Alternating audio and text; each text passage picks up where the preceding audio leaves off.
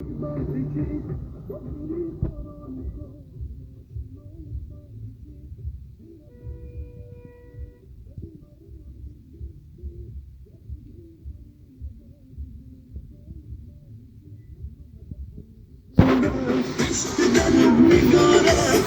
لب کن ببوسم گفته ببوس عزیزم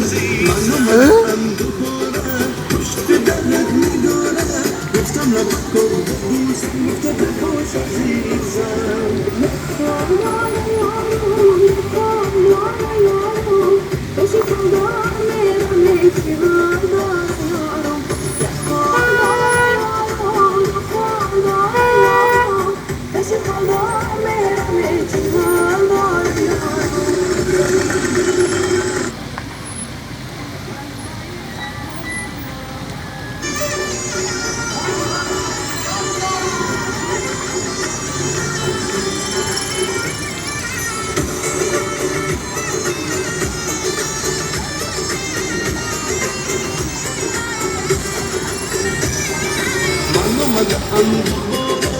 پشت درت نگاره گفتم لب کن ببوسم گفته ببوس عزیزم من آمدم دوباره پشت درت نگاره گفتم لب کن ببوسم گفته ببوس عزیزم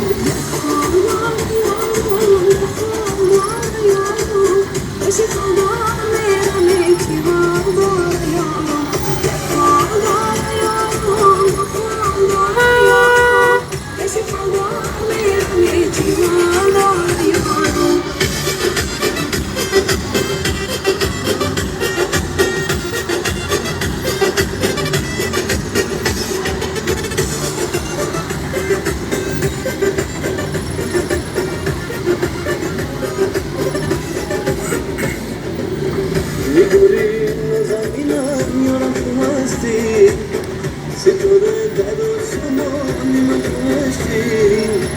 تو بمانی عزیزم با من بمانی عزیزم لمسه به تو بودم نمیگرانی عزیزم تو بمانی عزیزم با من بمانی عزیزم لمسه به تو بودم نمیگرانی عزیزم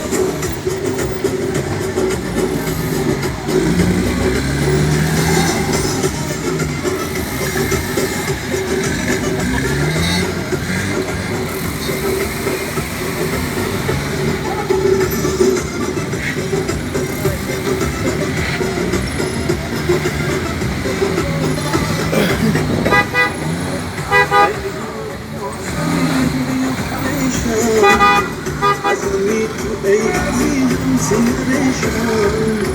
من نگارم به وفای بندی چیست با دیری کاران خود ناشنای بندی چیست دل نبودی از منو